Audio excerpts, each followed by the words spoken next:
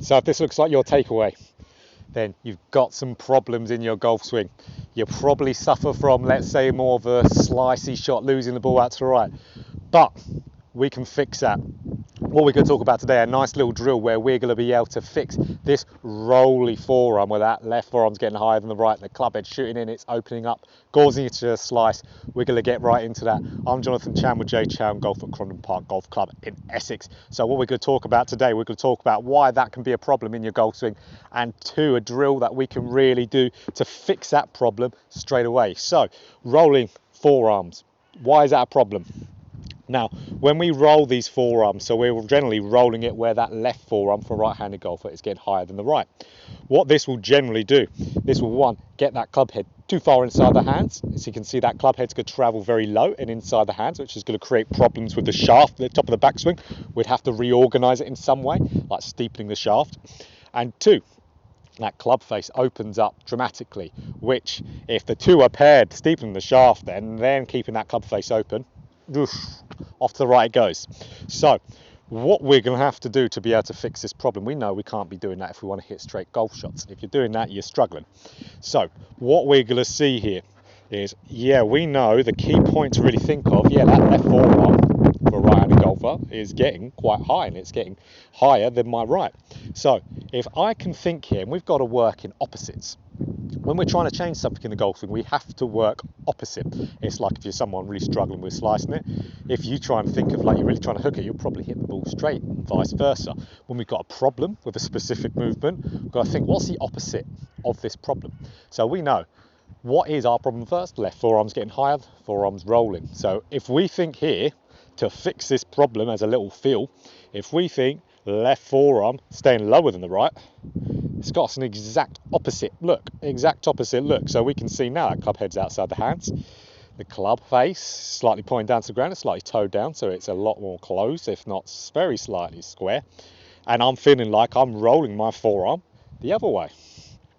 So we can see there the instant cause and effect. But if you're a golfer who then, let's say you've got your rolling forearm this way, and you try to do this in your golf swing, what's going to happen is you're going to have it dead on perfect. So you've got that perfect takeaway. That club face is square, that club head is inside the line of the hands there.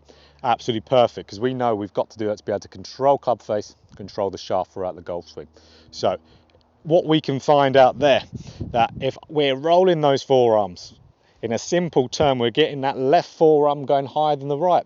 It's getting the club head inside, opening the club face. To there, all we can do is really hit an out to in shot with an open club face. We might quickly shut it and then we might hit a straight pull, but we can really see that's what it's going to create. If we can really think of the opposite, left forearm being lower, right forearm being higher, even if it's a really extreme one where I'm really trying hard to go there, I'm really gonna hit more of a straighter shot if I'm a slicer of the golf ball. For me, that one drew a little bit because I get the club face more shut. So what we're going to do, we're going to look at a really, really good drill that we can do. I'll give you instant feedback, and it's a great little visual, but we're going to see this from our point of view.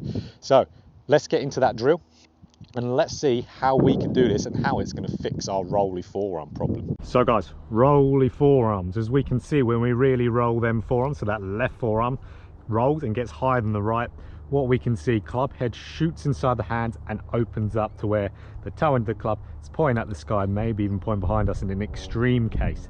So what we're going to do as a drill to feel this, we've already discussed that, yes, if we keep that left side, that left forearm lower than the right, as we're turning back, we can get that club head doing the opposite. We can get that club head outside the hand and it's slightly toed down to the ground where it's a little bit more closed. So we know an extreme feel to be able to get it doing the opposite. So a great little drill to do to really get that same feel, but also probably extreme it even more, because we've got to extreme stuff to really make a change in the initial stages. So I've got a tee here and I'm going to put it in the back end of the club. Now what I'm going to do with this tee, I'm going to use this tee as a visual. This tee, as I'm taking it back, I want, if I'm going to really extreme this feel, I want this tee pointing inside. So you can see there how it's starting to point a little bit behind me, if not at my right hip there. By doing that, getting it pointing behind me, I've got the exact opposite move, to where then if I use my body rotation as well, I can get in that same spot as left forearm being lower. So that will be a great type of field orientated drill, because we're thinking of something that's not our body, like a tee here, so we'll have a better chance of creating the movement. So if I think, right, let's get that tee going more behind me, and then I'll be able to get that forearms less rolly and then control the club face a little bit more.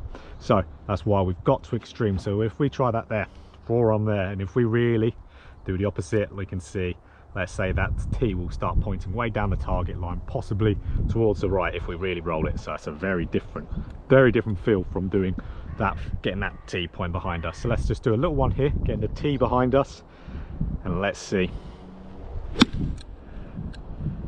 A little clippy draw there, so we can really get great feedback there just from the visual. Getting tee more behind you if you're struggling with that rolly forearm takeaway. Tee nice and behind to get rid of that rolly forearm. So guys, what we can see there from that perspective of that drill with the tee inside the butt end of the club, what we can see there, by trying to get this tee by more, let's say, pointing behind us as we're going back, so it's literally pointing behind us, it's getting in the exact opposite type of move than our forearm roll. So if it's almost like I'm doing a mini as I'm rotating, dragging that handle a little bit. But if we're someone who really rolls them forearms, you can see straight away how that tee is going to start almost pointing down the target line, if in extreme cases pointing down the right hand side. So we want this tee more pointing behind us as we're taking it back, because like we said before, we've got to work in opposites. Our brain won't want to do what we're doing properly if we just try to do it right. Doing it right will only get you slightly better than your bad swing. You've got to extreme it the other way, because your brain tries so hard to do what it knows what to do. Really, we've got to extreme it the other way. So really getting this opposite feel where I'm getting this tee here, and I want this tee pointing behind me in the takeaway, gets me in a much different spot than when if I take that tee away and try to create that same feel if I'm a rolly forearm guy in the swing. It's going to get me in a better position there. We've got to feel weird to be able to get it in our spot. We've got to extreme it the other way. So for someone who really rolls them forearms, it's absolutely crucial, really crucial for you to extreme it that one way. So doing a drill like that is brilliant. Having the thought that you could have left forearm lower than the right, or even feel like rotating your forearm the other way as we're going back, as that's rotating where the underside's pointing to the ground.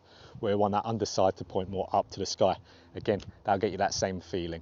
But that tee in the back end of the club will be that great visual you need to be able to get that takeaway for your rolly position better. So if we can really get that in a much more extreme, exaggerated position, that'll be our first step to getting rid of that slice. Because if you're a rolly forearm guy and you're slicing that ball, got to get rid of that rolly forearm. So you just have to do it, because it just opens up that club face, gets a club face whipped inside. You have to do so much there to be able to get that club back on that ball properly. So guys, if you found that helpful, please like, please subscribe and hit the bell button to be notified every time I put up a video. So what we've learned today, cause and effect of those rolly forearms. It's really important to know that that first little move, believe it or not, is what's affecting this slice shot if that's your problem. So get practicing that, get that face squarer because of it, shaft better at the top, and improve your golf and straighten up that slice.